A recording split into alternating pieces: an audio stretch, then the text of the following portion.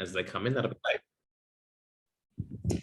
Okay, well, hi everyone, good afternoon and happy Friday, and thanks for joining today's workshop, which is actually the final workshop for this year as part of a series hosted by Social Impact Hub and kindly supported by Westpac Foundation and Paul Ramsey Foundation as part of the RISE program.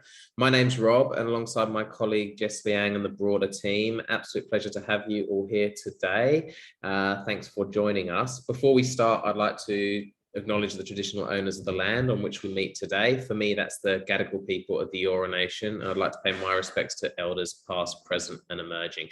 And just extending that more broadly, acknowledging we're dialing in from a range of locations today. Before we dive in, few housekeeping rules. Please keep yourself on mute if you're not speaking. That said, we want to try and make the session as interactive as possible. Lots of opportunities to raise questions, use the chat where you can.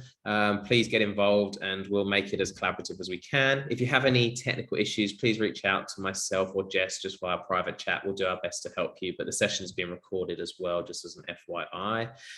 That's everything from my side. I'm going to hand over to Jon Davies, who's going to take us through today's session on making better decisions and governance. So over to you, Jon, and thank you very much.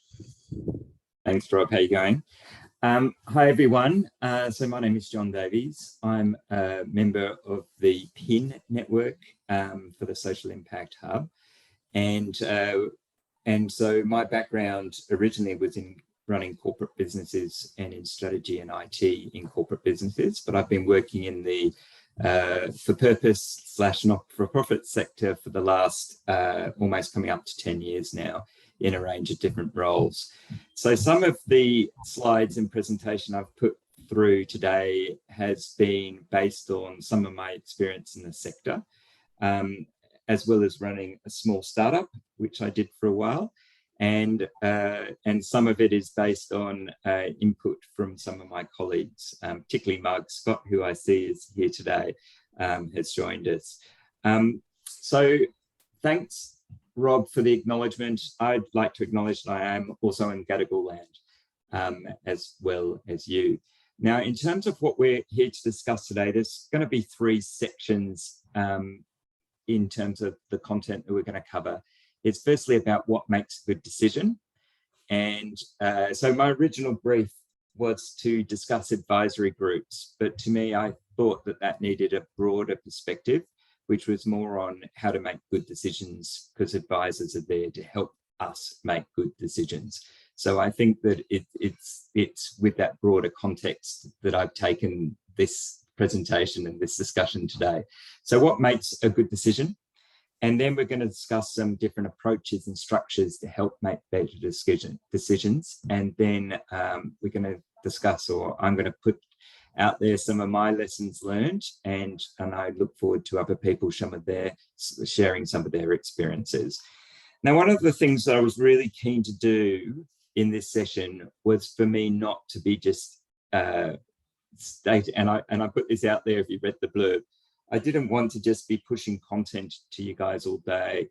I wanted it to be an interactive discussion and session. So there are a few things that I've done to make it like that. The first one is there's going to be some polls throughout. The second one is that there are there's a breakout room in the middle. And the third one is that I really look forward to everybody sharing their experiences. So just to start with the polling process, I've set up I don't know if people have used Slido before, but it's a good tool. What I'd like you to do, if you could, with your mobile phones or with your, is to scan that QR code, or alternatively go to slido.com on your computer and type in the code #135. And that will, you'll see then a poll will open up and it will look like this. And you'll be able to put in some information about why you're here today. Now, you can only enter 25 characters, but I would really appreciate it if people could have a go at, I'm going to scan it myself. if people could input themselves while they're here.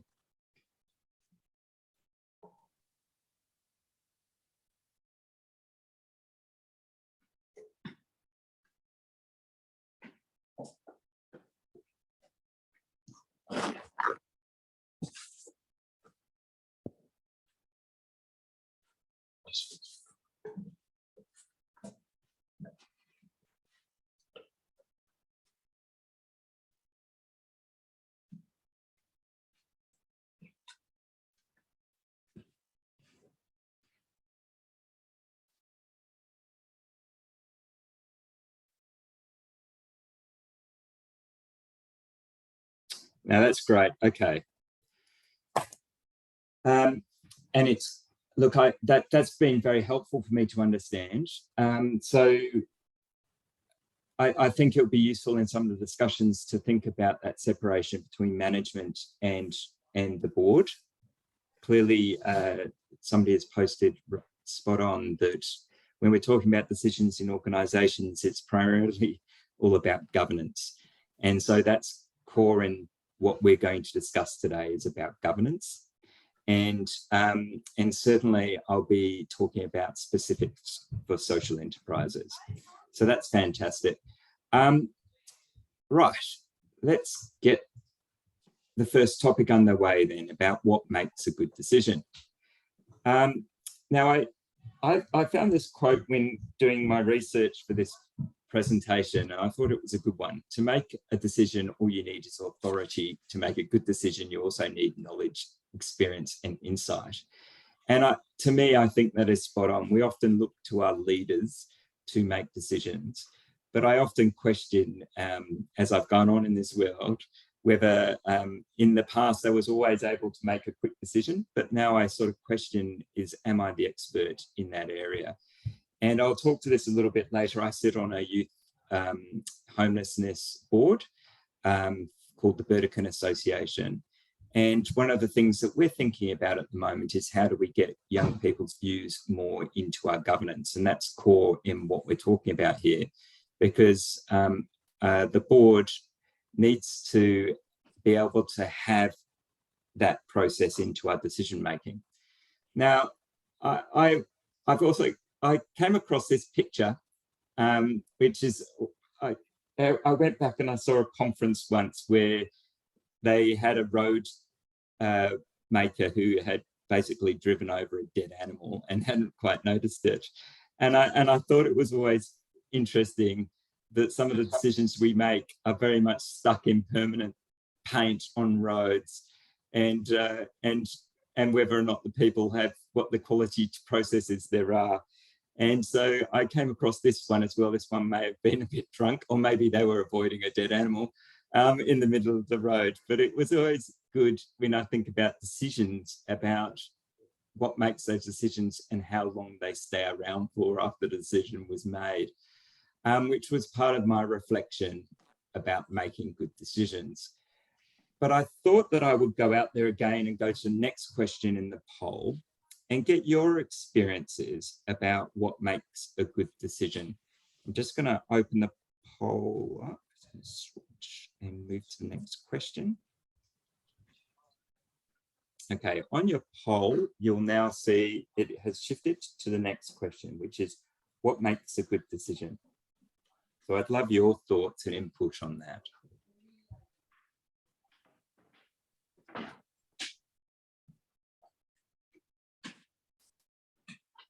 Now you can enter more than one response if you wish.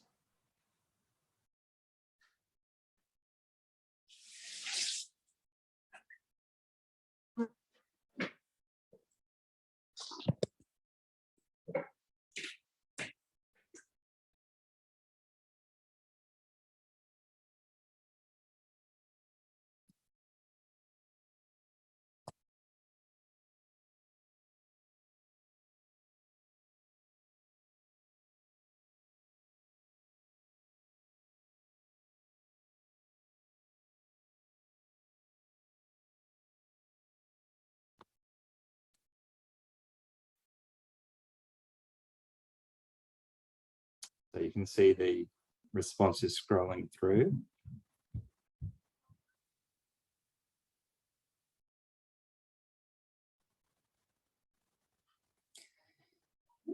challenge. Now that's an interesting response. Okay, if I just scroll down the screen a second. So clearly in some of the information that came out from everyone here, we started with thinking about information and that informs our decisions, the evidence, the data, the facts, and the insights and where we get those insights from. This one here is also a really important one, which is around diversity of thinking. You know, there's often that view that the highest, what is that word term, can't think of it at the moment, but the person who's the highest paid in the room makes decisions, and that often is not the right thing. So it is important to bring different diversity of thinking into those decisions, and organizations where all those decisions are made by the most senior person, I think sometimes do miss the different perspectives. Thinking through and inform different options, and I think that that's really important, and weighing up different options as part of a process. And ethics, so some of those fundamental underpinning values, having actual experience, and whether that's a lived experience. So lived experience is often a term used in the mental health sector around actually having been through that. And you'll sometimes see the slogan, "Nothing about us without us," which is important certainly as a strong trend in both consumer or mental health organizations, that lived experience is brought into making decisions, even into spaces where people with lived experience make the decisions themselves. Thinking through the different needs of your key stakeholders. And so in a corporate business, that often means customers. And there's some techniques that we use in our websites, for example, which track our data, which I'm sure everybody's aware of, that help us make decisions in terms of whether an A look and feel for a product versus a B look and feel for a product is the right product going forward. And then I'll come back to challenge, and then being clear on what the scope of the decision and the stake of it, and thinking about. And I concur with this totally, that a big decision often needs more reflection than something that has small ramifications, a small impact. So looking at the risk. Now I come back to challenge. Now it's hard for me to, I don't know the person who posted challenge, whether they'd like to talk to that point. I mean, I can do. It was me, Jodie from Project Youth. Hi, Jodie. Hello. It was just more along the lines of, trying to avoid things like confirmation bias or, groupthink and things like that. I just see it often happen in organizations and on boards. And I just think, I also put the diversity of thinking. I just think that someone playing devil's advocate or having the voice of curiosity in decision-making processes is really essential. So that's where I was coming from. Oh, look, I love that. And it's sort of just thinking about that diversity of thinking is a good one. Edward de Bono's 6 hats is often one technique that can be used to bring different perspectives, but I really like that. I think that that's a really good input. So thank you. Right, let's go back to the presentation. So I thought that one of the key things when I was preparing this slide, and this probably leads to that last point that was at the top, is it depends what makes a good decision, and it depends on the context that you're making that decision on. So so I borrowed this slide from one of my colleagues who's here today, which is Marg Scott, who's here, on a presentation that she did on governance in a workshop for the PIN members. And there's a diversity of differences in each of our businesses, and accordingly we need to make decisions differently. So one decision for one organization is clearly not right for another, just like it's not right for one person doesn't mean it's right for all people. And thinking through some of these factors helps us put some context around our businesses and our decisions, what our purpose is and what our impact is trying to achieve, what our size and where we are in terms of our maturity of business, some of the history that we have behind us and how we continue to drive that, such as advocacy or some other factors, where we are, where we're based, what location we are, who funds us, and different funding sources makes decisions differently. So if you're primarily government funded versus primarily donation funded, could lead to differences in how you make decisions. The strength of your governance and structures in place, and we'll come more to that later, the culture you have in your organization about how decisions are made, and that culture can change over time, but it often does influence how our decisions are made.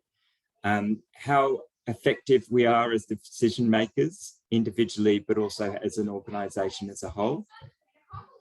What structures we have in place around our leadership models, what structures we have around our workforce models, and what functions or partnerships we do in our businesses, and lastly, how we represent the communities that we work with. So they're some of the key factors I think that's important around setting your context. And one of the things that I thought was really important as we discussed this, and this probably comes back to thinking about social enterprises, is that where you are in your stage or journey makes a big difference.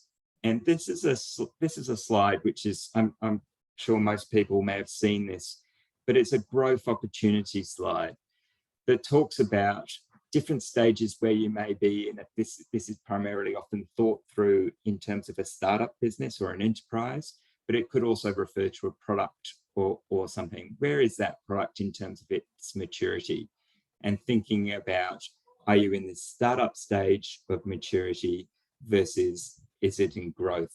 Is it actually mature, or is it in decline? And one of the things when you do read up a lot on this sort of thought is, how do you do these overlapping S-curves so that you go through stages of innovation and avoid decline? And I think that this thinking about your business or your products, about where they are in terms of these different stages of growth and maturity, is often a very useful thought about how that may impact the decisions that you may have. So, for example, if you're in a mature stage with a large customer base, the decisions that you make and the risks that you take could be much more restricted than a business that's trying to get out there and may be willing to shake a few branches to get their message heard. And I think so. Thinking through that is really important. Now, I was curious as I came into this discussion about who do we have in the room and what businesses do they represent. So I've put together a couple of questions, and I'm sure everybody else is curious about different people's backgrounds. And I'm going to kick off a poll and just ask you 4 quick questions about your business. So the first question is about how many staff there are in your business. I won't ask for your revenue. I just thought that that would be a good indication of how many people, how big your organizations are.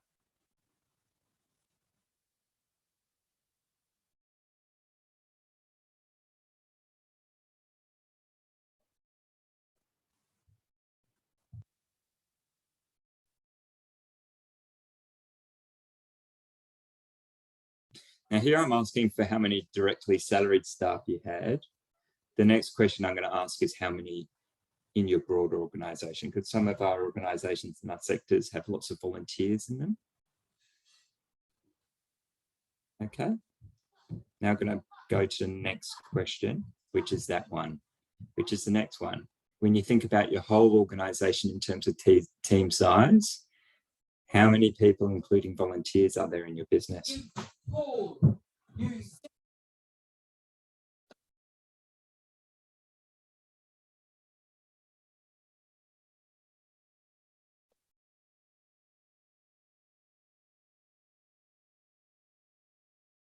As you can see, the scope of our influence is a lot bigger when it comes to decisions here, as you can sort of see play out here.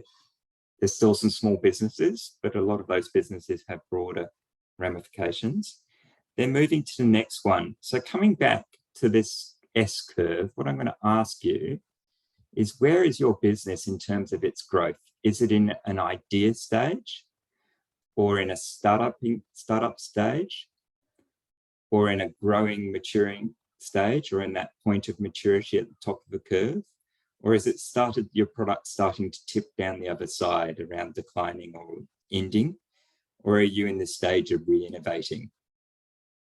So I'm going to ask that question next, which is now coming up on your screen now.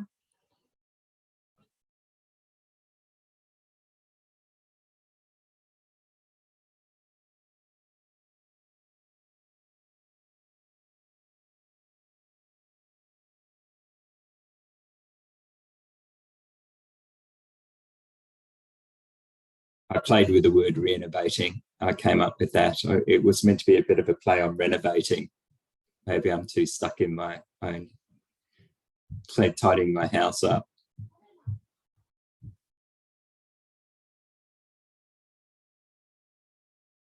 Okay. So our businesses then are much more in that mature and growing stages of our business, which is an interesting place to be, and how decisions can play in that world. And when you're in this renovating or maturing space, some of those product decisions become really critical. But that does show for me that we're further on in terms of where our businesses are at. And then the last question I'm going to ask is, who makes your big decisions in your organization?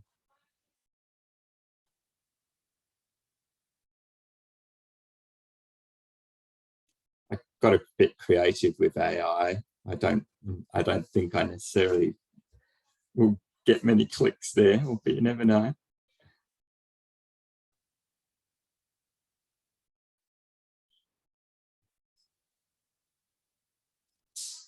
Let's wait a second more. Okay. And this is quite typical, I think, in the sort of businesses that we're running on social enterprise or smaller businesses, is that the CEO or the founders often make the decisions. And so it's typically in larger organizations that you get a board structure in place. I'm not surprised that maybe some of those founders or CEOs may be running in our social enterprises, maybe actually in a for-profit structure rather than a not-for-profit structure. So they're probably the shareholders as well. There's few businesses that have a team as a whole, although I work a little bit with One Door, and they've been going on a journey of implementing self-organizing teams. And so very much they're well on that journey of how does the organization or the teams on the ground make decisions without necessarily going through hierarchies. I'll come back to AI in a second, but I thought I'd put it out there. So thank you for participating in my poll.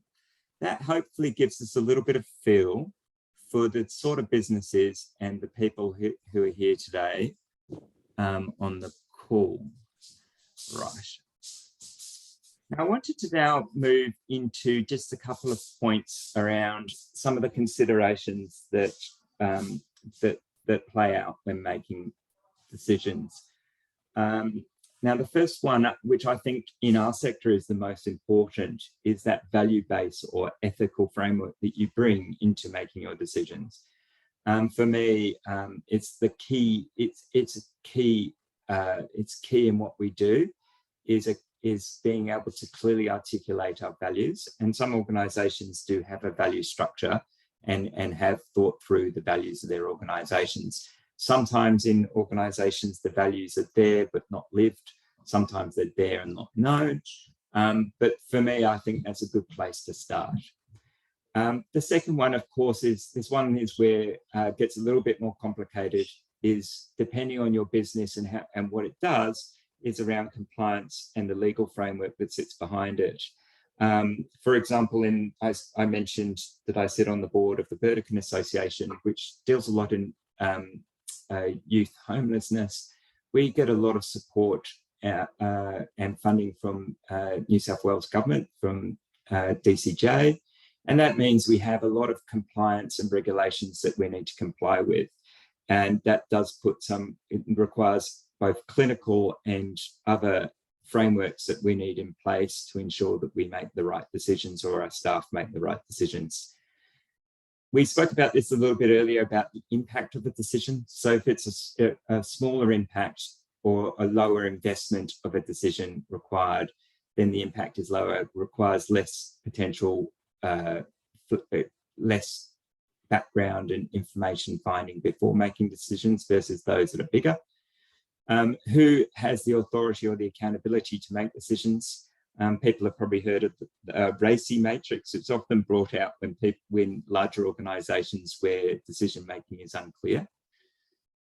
Potentially what the perception on the brand impact could be to a decision is worth often reflecting on, and how you communicate those decisions would play out in that place. Who's been involved in the decisions, whether it needs broader stakeholder engagement, or whether it's within a smaller group that can make decisions, what the facts are and assumptions. And then lastly, which comes probably back to law a little bit, is that what is the precedents? Are there precedents for making decisions in your organisations before? How do you continue to ensure that you're consistent if that's important, or are you intentionally not trying to be consistent? So you can sometimes play the other way. Now, there's some of the factors I thought through when preparing this decision about what would be some of those considerations. But I mentioned AI earlier, and one of the things that I was recently reading this article, I think a week ago, on ABC News, which the link is at the bottom of the page, which is about why you should care about artificial intelligence. And in there was a link to the objectives of AI applications, so the principles that Google has put out around AI applications. And I thought this was really curious, because for me, this is about how computers are making decisions on our behalf, right? And so I was really interested in this, and I was going, and when I read through these principles, I thought, well, actually, they're almost the same principles that we make as humans to make decisions. And I thought that that was really positive, as long as they're upheld. So making sure that it's socially beneficial. So that's the first one that was playing out there with the values and ethics. Ensuring that we are not creating or reinforcing unfair bias. Jodie mentioned this from earlier, I think, when she used the word challenge. Be built and tested for safety. So that's talking about that. That's almost like a compliance element, depending on how you play on the word safety. But they may be talking about safety could go beyond that towards mental health as well as physical health. But I think in terms of this, they're talking about AI being used for weapons. That when you think about this level of decision making that they may be thinking about here, who makes those final decisions on taking a life in that regard. And so there's certainly very big decisions that are being made by some AI applications out there.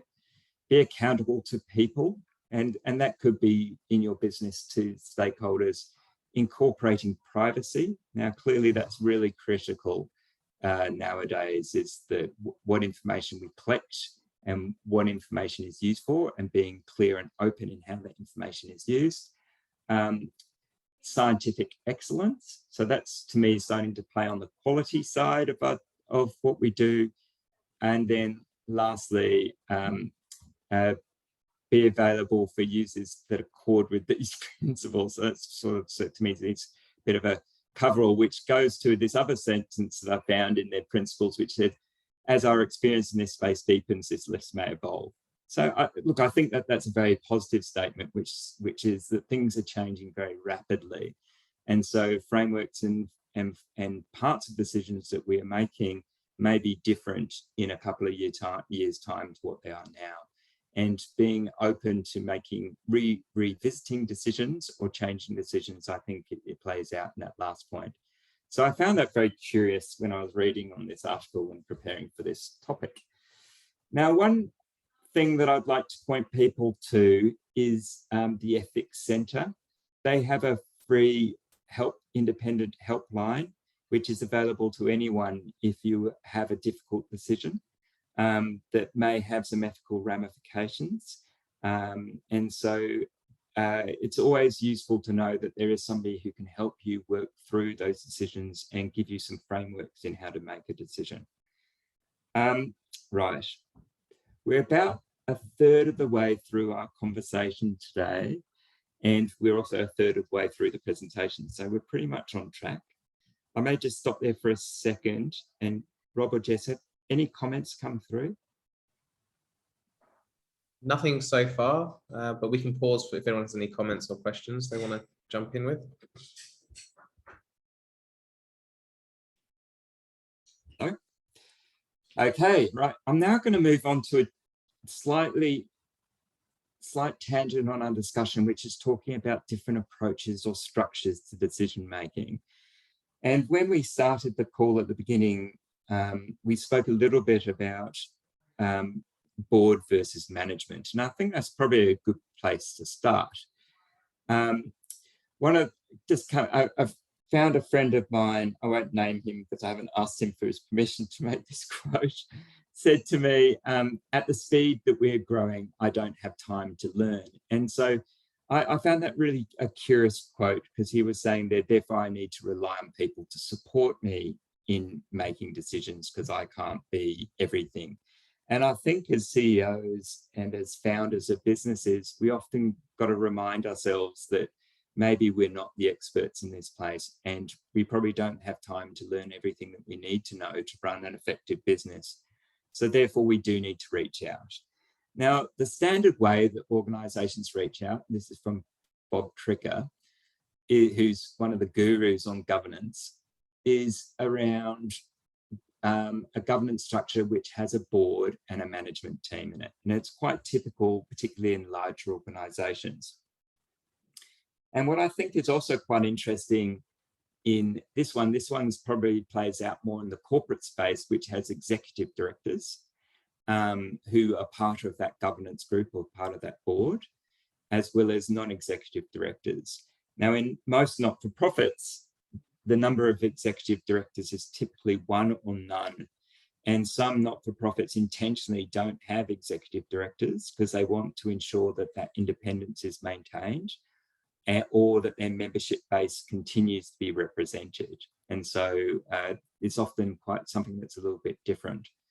And of course, other key players in most structures or most hierarchies is that what other managers and how those decisions flow up and that authority that they have. And typically we deliver this through some formal document, some delegations of authority document that talks around the boundaries in which we make decisions. And we typically often also have risk matrix, or sometimes boards put out their risk appetite. So where are they willing to take risk or not take risk? And so they're some of the formal structures that we often have in place. Now, boards and management teams can be quite complex. And what I've found in my experience, having worked with a number of different boards, is everyone is unique. And that's primarily due to the individuals on the board and the roles that they play. And I think that understanding the way those interactions in different organizations is always interesting. But one of the things that goes beyond boards is the advisors that we have in organizations. Now, the typical advisor that I often think of when I think of this is your auditor. To me, I see your auditor is an advisor, a formal advisor, which is a paid advisor that is often tied to an event, which is around your audit, your annual audit and annual financial statements, with specific skills in accounting and intentionally very much external accounting, who doesn't represent, so that representation in this case is intentionally not represent your business at all. They're meant to be independent. And so when I think of a typical role of an advisor, that is your auditor. And most businesses, if not all businesses, have an accountant or an auditor that they have that has different roles. Now, of course, there's different types of advisors. So some CEOs have mentors, which is more on the informal side, unpaid and ongoing relationship based. Some people have advisory groups, whether they're clinical medical advisory groups, or they could have, you may have extensions to your board governance group. So there may be some sort of fundraising advisory group, for example, and some other roles of advisors may be brought up for a specific purpose. So, for example, an organization may be going through a merger, and they want some advisors or consultants to help them go through that process of due diligence, and you often bring in lawyers as well through that process. And the last group of advisors, often in our businesses, we may not have all the technology or HR expertise that we have in our business. So there's different groups of advisors that can support there. But what I thought was important when we think about roles of advisors is every business, as we discussed, is unique. And so the reason why you're unique, why you need advisors, is something that each of you in your businesses need to unpack. It can't be done centrally and said, you need X, Y, and Z. Clearly, some are legislatively driven, like the auditor, but the rest are less so. So I'm going to stop there and just see if there's any questions. John, I've got a question. Just reflecting on the people who have responded to the poll, and probably a sense a lot of them are kind of a growth stage or very relatively small organizations. Like, well, what are some of the things that they can do if they haven't got an advisory board in place?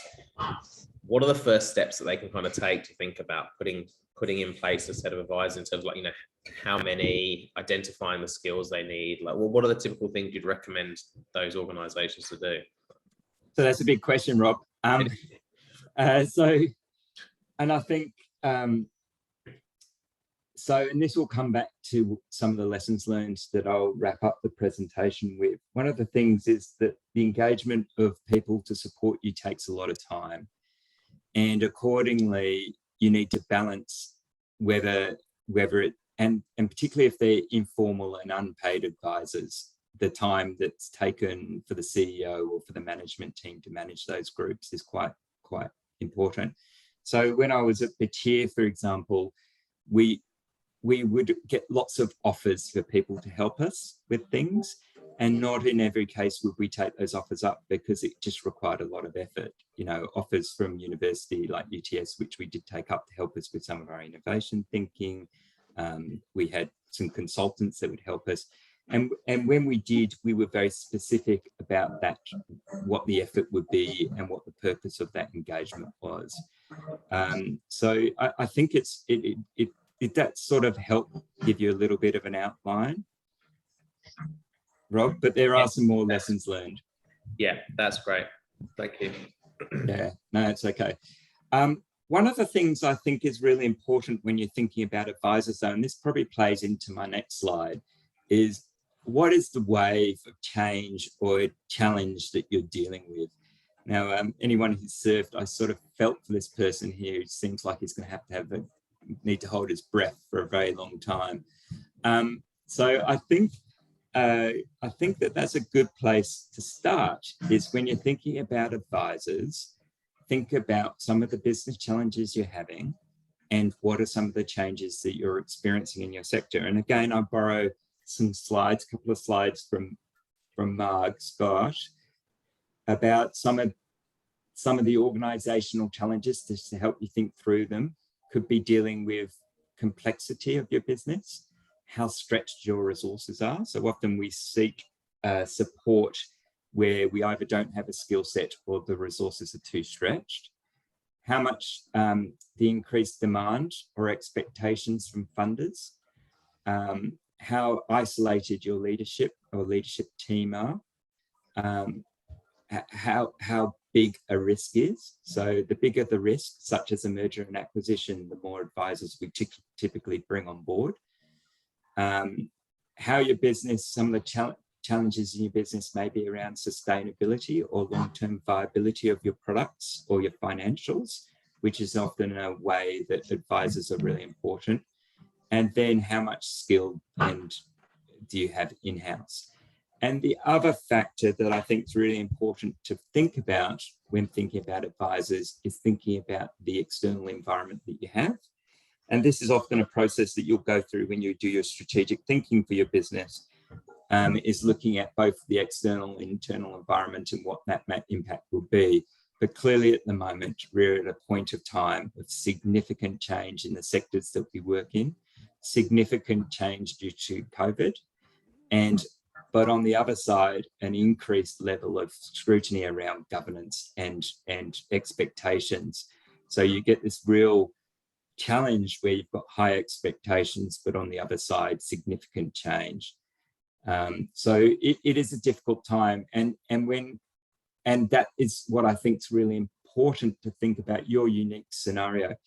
Now, what I thought we would therefore do is take some of the discussion that we've just had and break out into breakout rooms. And what I want you to discuss for the next 15 minutes, there'll be small breakout rooms with one other person. What I want you to discuss in the next 15 minutes, discuss for the next 15 minutes, is this. I want you to talk about a critical problem or decision in your business, which is currently being faced. What is that situation and why is it complicated? Secondly, as somebody mentioned before, thinking through what are some of the options for different decision-making structures or approaches that could apply to this situation. And then I want you to come up with a recommendation. Now, because there's going to be 2 people in your room, it would be good for you to go make sure that in the 15 minutes you spend on both sides. So 7 on one side of one person, 7 minutes on the other. And then I'd love it if 1 or 2 people could share back. Hi, Jess. How are you going? Welcome. So breakout rooms, I'm just going to kick off. We're all clear on what the request is? Bring up my Zoom.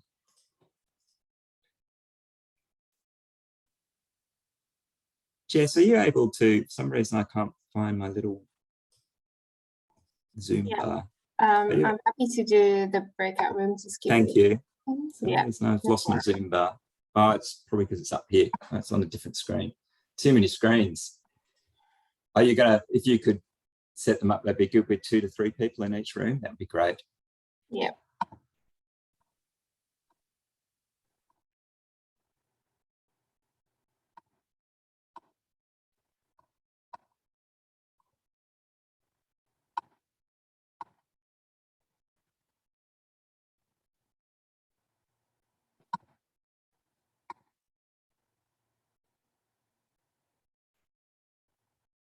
And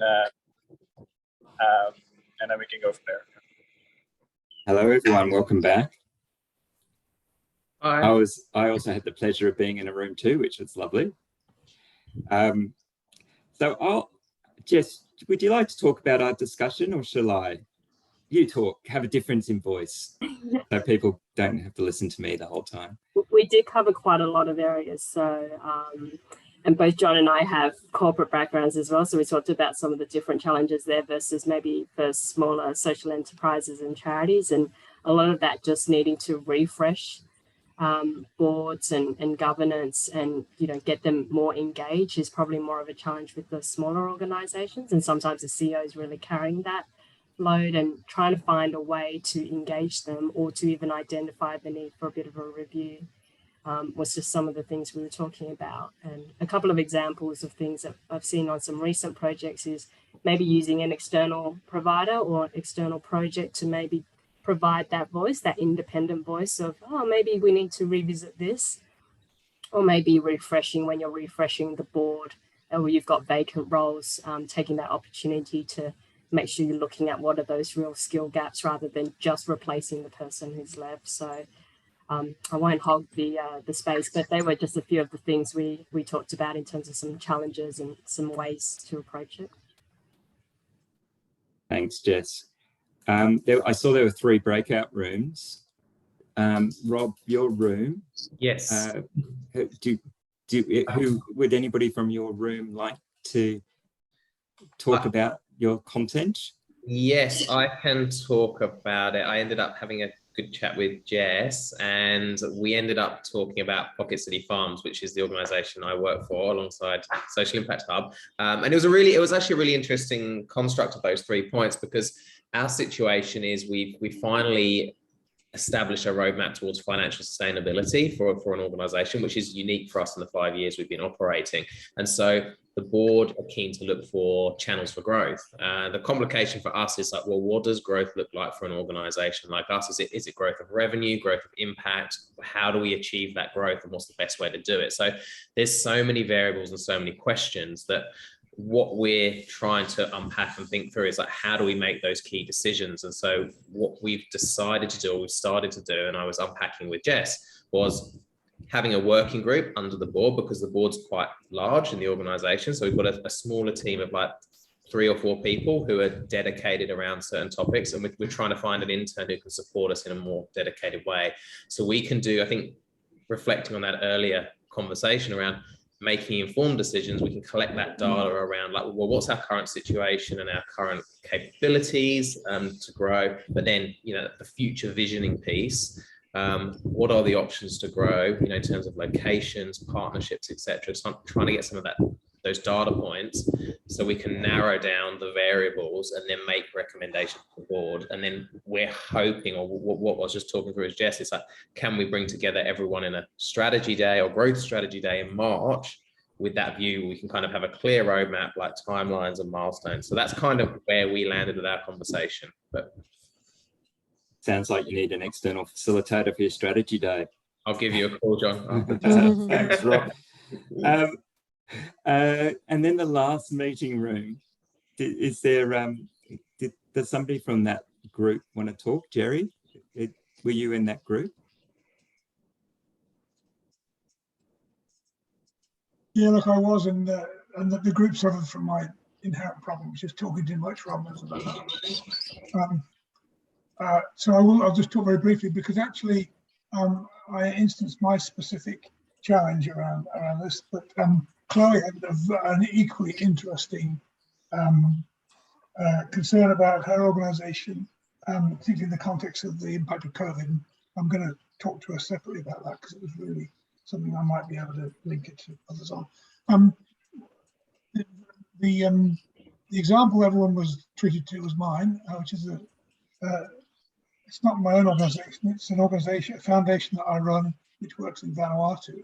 And in short, I exposed the issue of a charity, an Australian-based charity with an affiliate charity based in Vanuatu, because we have to register there, but where the decisions are all taken here and need to be devolved. And I've got a lot of experience of that happening elsewhere, but I'm being challenged to find the best way to develop an appropriate way in which we can devolve authority to the operations and probably the direction and strategy of the organisation where it can really be best managed, i.e. in Vanuatu.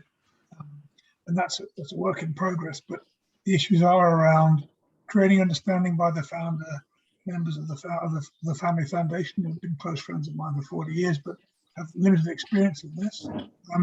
Getting to the point where we can identify a good starting point in terms of a Vanuatu-based board, and then a process to devolve ownership and responsibility under delegated authority, and then probably eventually, and that would be my aim, to have it autonomously working as it should be, dealing with its own issues in country. But that process has proved to be not more challenging, but as challenging as I expected it would be.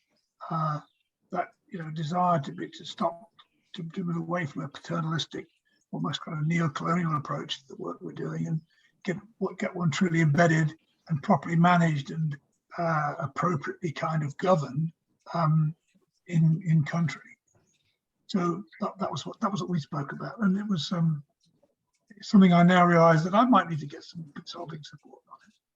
It sounds like we're cash rich but energy intensive as an organisation. Right. Cash poor, I mean, cash poor, energy rich. Okay, there you go. Fantastic. Thanks, Jerry. Chloe, I know Jerry just made a comment to your challenge. Would you be willing to share that with the group?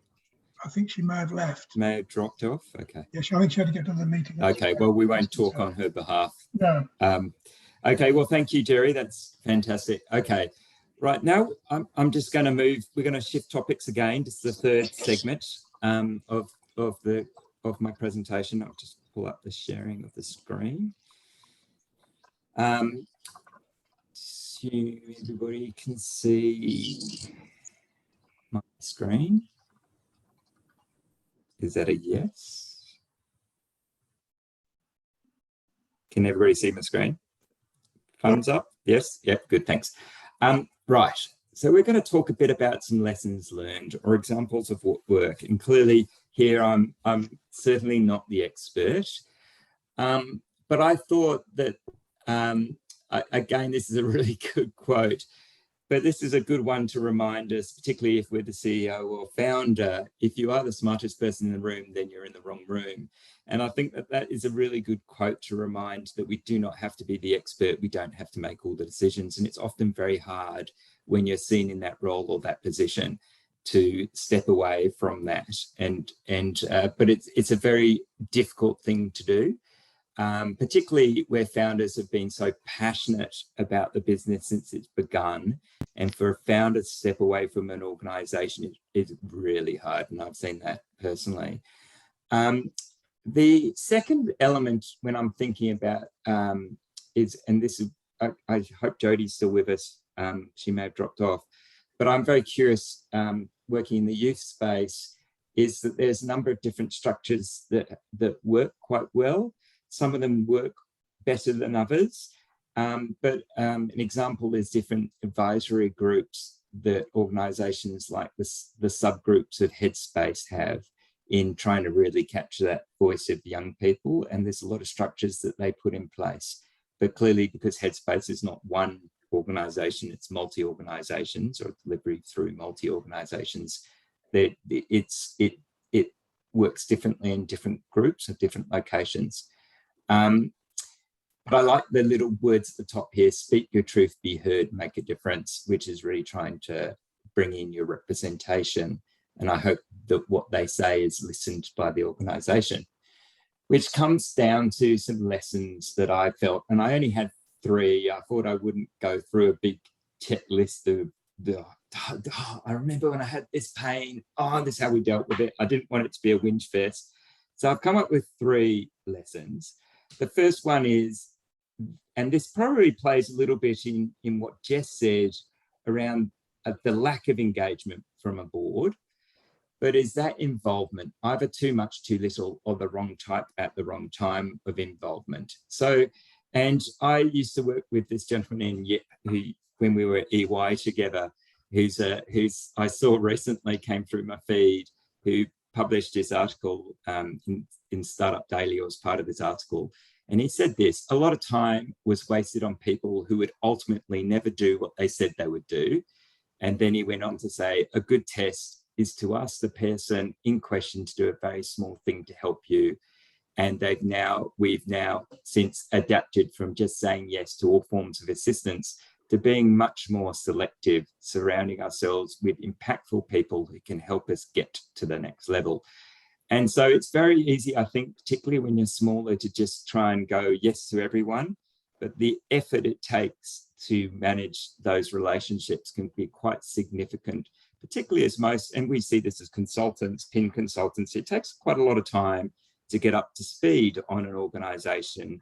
And so to therefore come in and be switching jobs every couple of days makes it very difficult. And we spend the first half the period trying to learn and then half the period trying to give back in terms of our skills and expertise. So the longer relationship you have, particularly if they're adding value, really makes a difference. So that's the first lesson.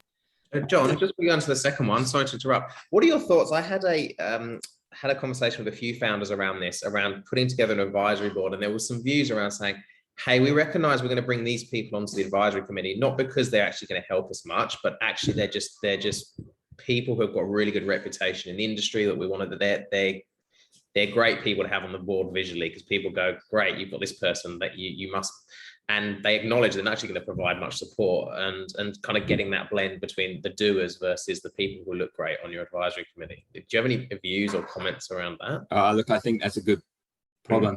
I think what the important thing there is that they've clearly got a rationale for doing it. So they thought through the purpose that they're bringing that person on board, and they believe it's worth the effort. But yes, I think just having a name on a board can make a difference, but also you can also lose a bit of control as well in that regards, because people see the organization as that famous person's organization rather than the other. And look, you're right. There's no right answer there, but there's clearly the person have thought through that challenge and made a decision to go ahead with that structure. And I think that's the right thing to do.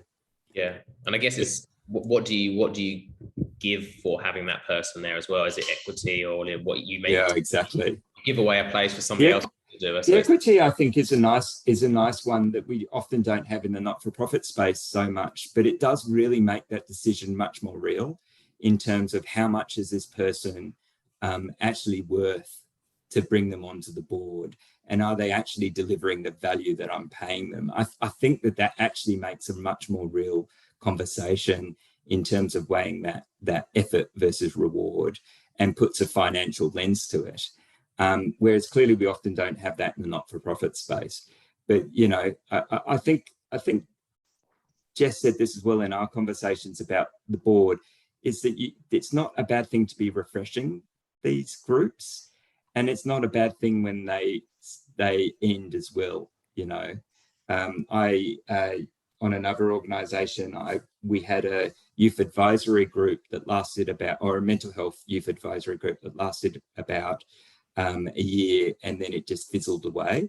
And I think that was probably a good thing. The purpose of why we brought that group together had matured, and the people involved had learned a lot and moved on. And to me, I felt that was a really positive thing. It's always important to thank those people for their commitment and their input. But yeah, it was useful.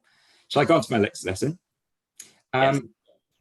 I only got 3. The second one is, and this is probably bringing in my experience of working with younger people, is to make sure it's genuine, the engagement that you're bringing. It's not just token. And young people will particularly lose interest if they're just, because the other thing is we often treat young people like it's all volunteer, and that's fine. I'm a big believer in that young people's experience should be paid. And again, I think it puts that value on that experience and that input. Now, there are different ways you can pay. You can pay in vouchers rather than money, or in pizzas. But as long as it's got some real, I think preferably though, if you can pay like a small payment, I think that really shows the value that they're bringing and recognises that financially. But to be really effective, that you need to, these points here about make sure they're informed, make sure that what they say actually influences the outcomes you're trying to drive. Ideally, if they can self-organise, that would be even better if it's appropriate. That they're actually involved in the decision making, and you follow up and close out, and you thank people for their input. And then lastly, that you support them, because often, and I see this with young people on boards, and we're going through this process ourselves at Vertican, thinking about how we can engage young people better in our organisation. But one of the things that in my research around that has been young people on boards often feel very isolated, because they're 1 or 2 young people on a board with 10 other older people, and therefore aren't necessarily the same space, sometimes feel quite, sometimes put down, sometimes they don't understand the role that they're playing when they come into boards, that they feel that they're trying to share their experience, whereas often boards are all about governance. So it's often about, one of the runnings of a business. And so I think it is often to think about making sure that the decision to bring young people into a board and how you're going to support that young people to play the right role and to have the right experience and to bring their views into that board, I think is really important. So that's the second one. John, can I just jump in on that one? If you Yes, please, Jerry. 20 years ago, I was the community director for a UK major company. We set up and were sponsoring the Young Achiever of the Year Awards, Young Volunteer Achiever of the Year Awards. Oh, yes, fantastic. In the first 2 years, I inherited a board that had no one under 40, and by year 3, I transformed it to half of them being young people, some of them Young Achiever winners, and it was the most uncomfortable thing for everybody, including the young people. And I think I'd add to all those points there, that the thing that really frees you up is if you allow them to make mistakes, celebrate them, allow them to take risks, and genuinely do all the things you said there, but also not get too concerned if they're taking the organisation in a very different direction. Because, as I made the case, the Young Achievers Award programme needs to be informed by young achievers, not by 45-year-olds who think they know what the kids should be doing. Yes. It can be very uncomfortable, but I think the genuine engagement is hard to do, but really rewarding when you do it. What a lovely example, thank you. And it is really difficult to allow people to make mistakes, right? Particularly when you think you've been there and done it before with bald heads. You say, oh, I've done that before, and how easy is it to do that? But that's part of, I had a conversation with the CEO of Youth Action recently, who is also, she said that in her organisation, they're going through the journey, and I think they will always be going through the journey of how to improve youth engagement in what they do. One of the things that she said was that yes, bringing that, how you got those people to come on board and take their views and learn, and it was a really critical and important process. So I agree totally. My last lesson is that my view is, and maybe this is me coming through with my personality type a little bit, is that to me, decision making is all about really important process. And there's lots of research out there around gut instinct, and gut instinct is just a way that we refer to something that plays in our subconscious, I guess. But it's important to also know that your gut isn't always right. And to me, I don't know if people are familiar with the OODA loop, which goes back to Vietnam War days, which is a process by which John Boyd put up a process where he was trying to understand how the Americans could do better in their dogfighting with the Russian airplanes, because the MiG airplanes were a lot better and faster than the American airplanes. And so he came up with the view that if we could make human decisions quicker, then we didn't necessarily have to have the best planes. We didn't have to have the best gear.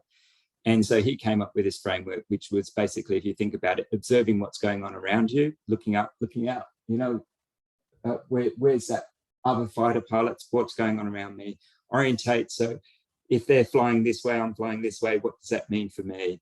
Make a decision. That means I'm going to turn left, turn right, drop, whatever, and then make that action. And his view, and this is the important thing that has the little clock in the center, the quicker you can make those decisions, the more you can outcompete the others around you. And so I feel that this is often a really good process for making decisions, even in an organization. And that is observing, which is gathering the information or the facts, reframing, bringing in the context of your organization and the different perspectives that we worked through earlier, making a decision.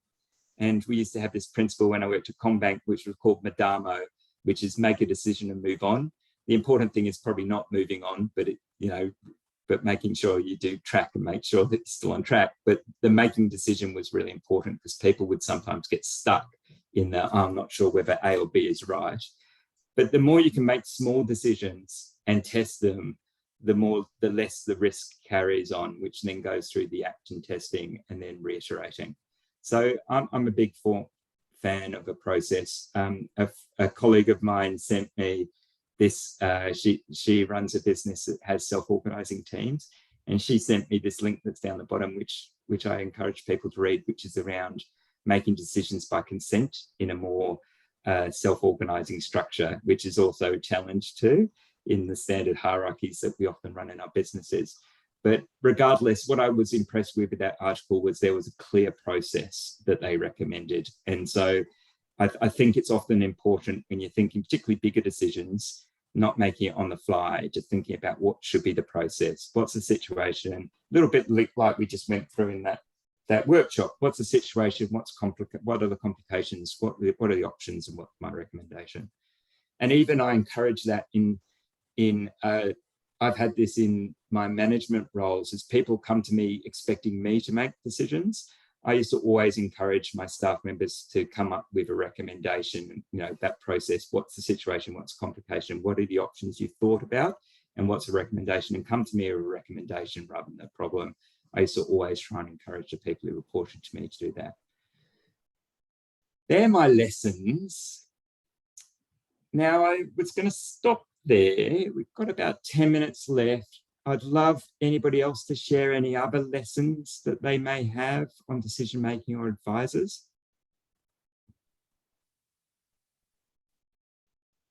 Sue, you're off mute. Would you like to share? Or did anything resonate with you in that conversation?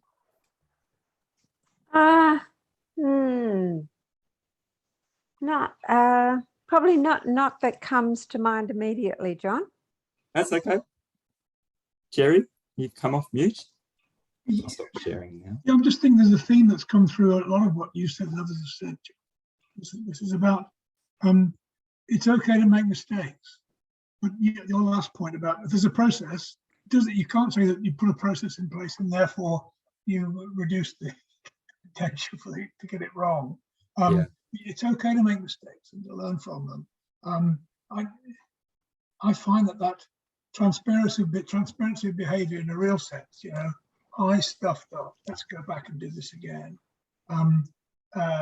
It's a very hard thing for many people I've found in my working life to come up to do sometimes, including myself, but it's such an amazingly progressive way to work, to say, we're not going to penalize mistakes here, we're going to learn from them quickly and move on, as you said, the comeback model.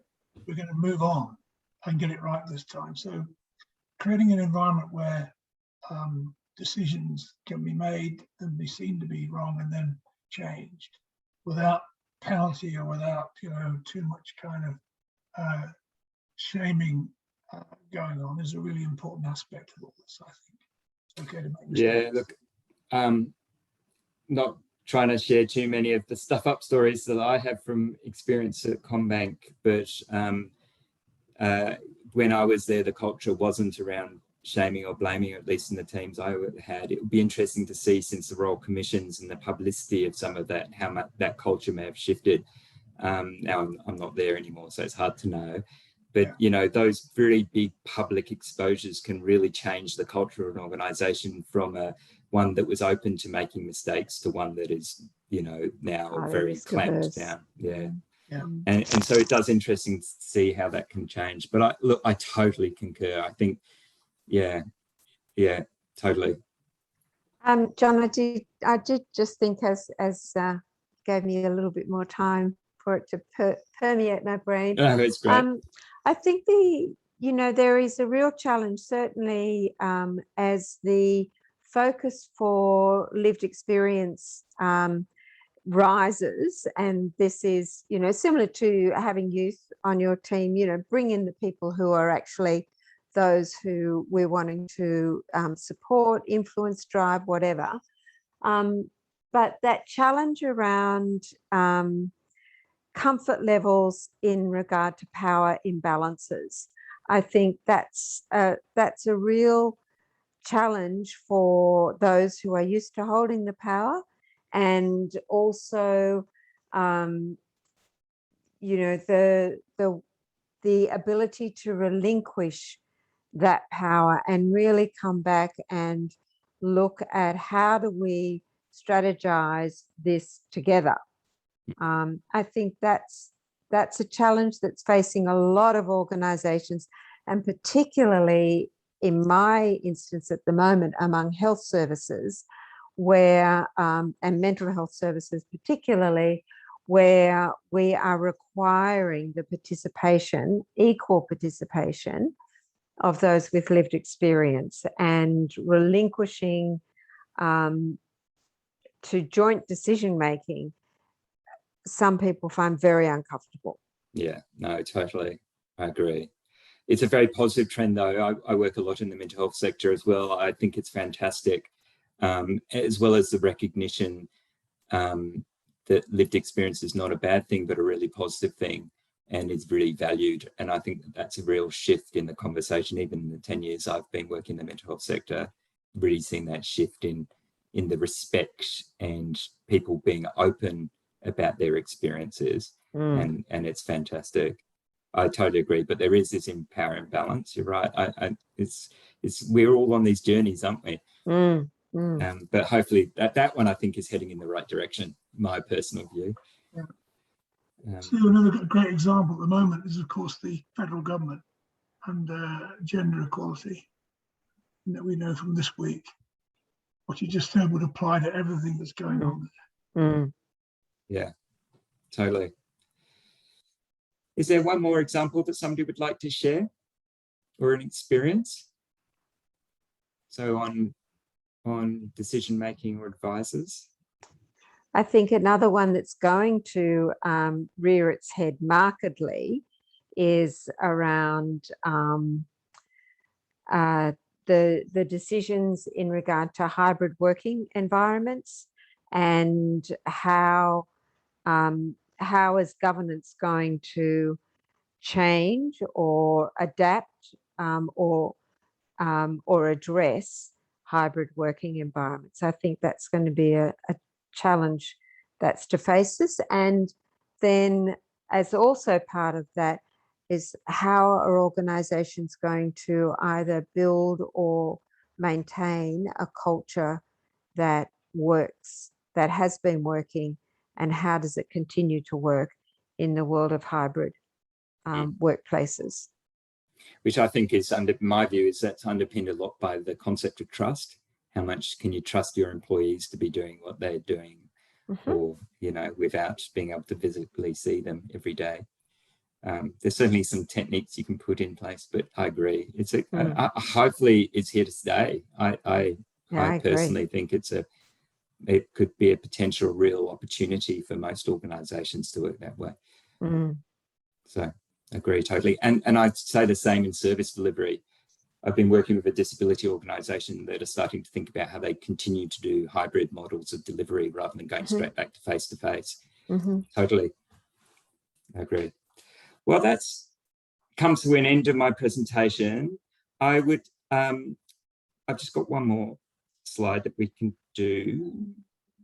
Just one more thing, which is just a survey. I'd love you to fill in before you depart. But before you do, I would like to thank the Social Impact Hub for asking me to do this presentation. It's been a real pleasure. For me, it's always good to learn, and you learn by firstly having the time to do some research, and secondly being able to participate in a forum like this with a lot of other like-minded people. So I really appreciate being tapped on the shoulder to present this today. So thank you, Social Impact Hub and the RISE Foundation. Thank you, John, and thank you for a very thought-provoking session. So it's really great to just talk through some of those discussion items and get different views. And I think one of the beauties of these sessions is just hearing from other people in the room, because everyone's got great experiences and different perspectives. So just being able to bring that together, I think is very special. So thank you for being a part of it and for making it happen. We also, alongside John's little poll, we also have another survey, which Jess will share as a link just for the broader program for today. But thank you again, Jon, for your time and expertise. Really appreciate it. And thanks to everyone for joining. This is our last RISE workshop session of this year. So it's been quite an achievement. We've run 20 across the year. And so thank you to everyone who's been a part of it and to all of you for attending.